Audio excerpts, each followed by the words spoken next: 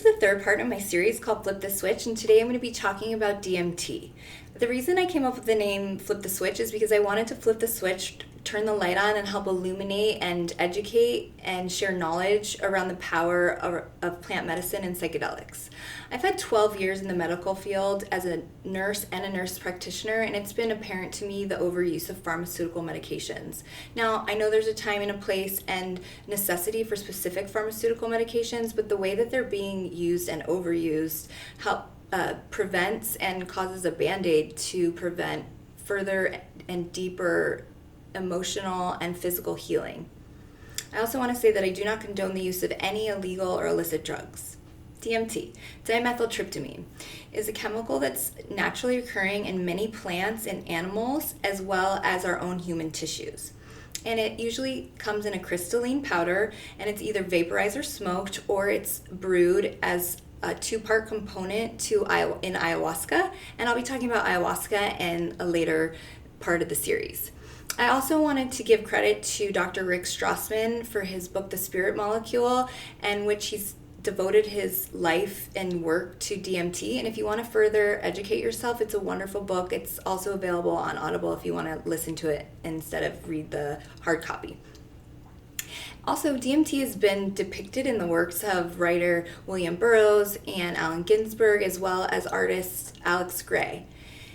And DMT can cause a huge visual and auditory hallucinogenic experience. It's also a very short trip, hence the name it's been given or called the businessman's trip. It can last anywhere from 5 to 45 minutes, and then it's done. So, DMT also gives this sense of bliss and oneness and can help bring on greater deepening and understanding of yourself, can also connect to higher being and to source energy, and it can even help you process what's going on a cellular level.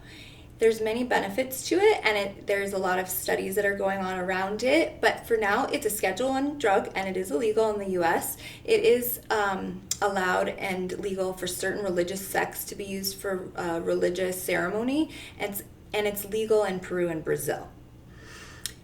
So I'm going to bring up the most important thing before going into it is safety. Now, setting, and dose are all part of the safety around any psychedelic. So set is your set of intention that you're coming to this journey with. Like, what is your intention and what are you seeking from your experience with this psychedelic?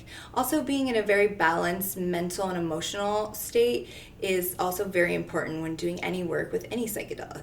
Setting is your physical space, and you want to be in a comfortable, safe space, and I always recommend having someone that you trust, a loved one or a trip sitter with you when embarking on these journeys, especially with DMT, because you can experience a temporary paralysis, and if you're smoking it in a glass apparatus or a glass bowl or a bong, it can get very hot and you have the potential to burn yourself. And also, if you want to reach a higher level with this substance, you might need the assistance of someone to get you there when you're inhaling it.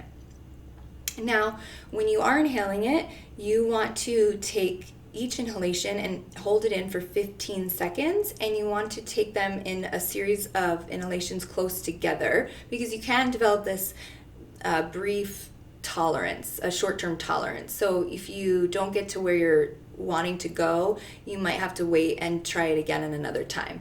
That being said, you're always going to get what you need from this psychedelic. If you want this breakthrough experience, but also you can get an experience at all different levels. It just depends on your readiness and your willingness, and also the DMT works with you as well. So there's experiences where people are not ever able to reach this higher level because it so supposedly can like kick you out or not let you in, and that's just something I wanted to say. So don't fixate on the dose or how much you need, and just have your experience and allow it to be as such.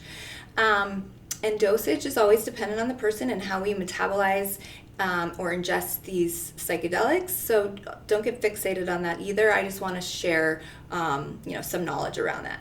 So there's 3 phases, and for the purpose of this video, it's all going to be around when you're inhaling or vaporizing the substance. So the first phase is threshold, and that's anywhere from 5 milligram to 15 milligram, and it comes on within 30 to 60 seconds, and it lasts for about 5 minutes, and you might have an afterglow effect for about an hour.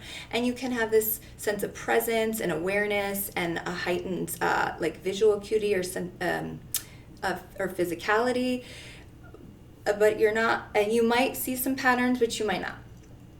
And then with the next level is called the tunnel or the waiting room, and that's anywhere between 15 and 25 milligram. But again, you can reach a higher realm on a lower dose. It just depends on the person. And this is where you're going to see that kaleidoscopic visualization and pattern. Alex Gray depicts this in his art. If you take a look at that, you'll see what I'm talking about. And also, you're going to have this greater sense of oneness. You're going to feel the sense of presence or possible entities, but you might not be communicating with them, but you're going to feel like something's there, hence that like feel as you're in a waiting room. And then you get to the breakthrough phase, which is anywhere over 25 to 30 milligrams up to 50 milligrams. And this is where you're going to be blasted off into a whole nother realm, and you're going to go through these other phases. You're still going to have these visualizations, both with your eyes open or closed. You might even have that ringing sensation or just a complete sense of no sound or nothingness, and as you disattach from your body. And this is where you have that ego death or actual feeling that you may have died.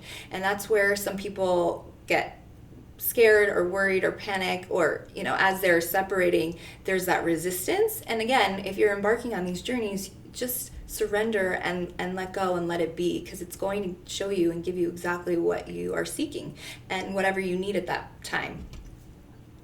Now, on higher doses above 50 milligrams, there's been a lot of documentation. They call it like you'll get an amnesia, because the experience is so profound that you're not really able to put words to it or make sense of it. But also, as you your brain wants to hold on to this tangibility of this 3D life that we're living, and it can't really grasp or understand. And so when you're in that push-pull, again, you're not able to verbalize what's really going on or the experience that you're having.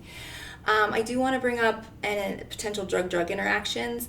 It is not recommended and it's not safe to be using SSRIs when using DMT, and it can increase your anxiety. You can have paranoias, apprehension, and even if you are weaning off your SSRIs, please make sure that it's completely out of your system before having an experience with DMT. Also, there's a medication called tramadol, and tramadol will lower your seizure threshold, and you would have the potential of possibly having a seizure. And then coming to this with a clear and clean vessel is always important. You can, I don't recommend being drunk and doing it. If you have alcohol on board, you're going to have whatever experience you need. But again, be safe with it and be very cognizant of, the environment and how you're feeling when going into this. And because it is illegal and it is a Schedule I, it is not used in the US. There are studies going on with it, and I really hope with the further studies that more is being shared, because when you do use DMT, you are raising your electromagnetic field and you are elevating your vibrational frequency. Now, disease exists in a lower vibrational frequency. So one of my theories and hypothesis with this substance is that as you are increasing your vibrational frequency, you're also eliminating disease from your body, because it can't exist. And it also has these anti-inflammatory components and just that overall mental health sense of well-being that we all seek. I am going to have a follow-up video that discusses 5-MeO-DMT, which is a different substance. It's more concentrated in dosage. It's found in the Sonora desert toad, and I'm going to bring on somebody that has expertise in this field and is very knowledgeable with the substance, and just share a little bit about it and do a Q&A, and that'll be posted in a few days after this one.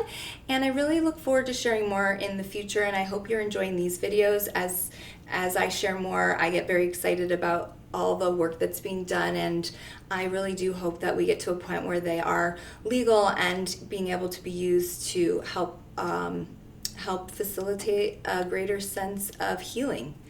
And if you have any questions, feel free to always reach out. My name's Jen Zuckerman, and I can be found on Instagram, as well as I'm on YouTube. So be well and take care.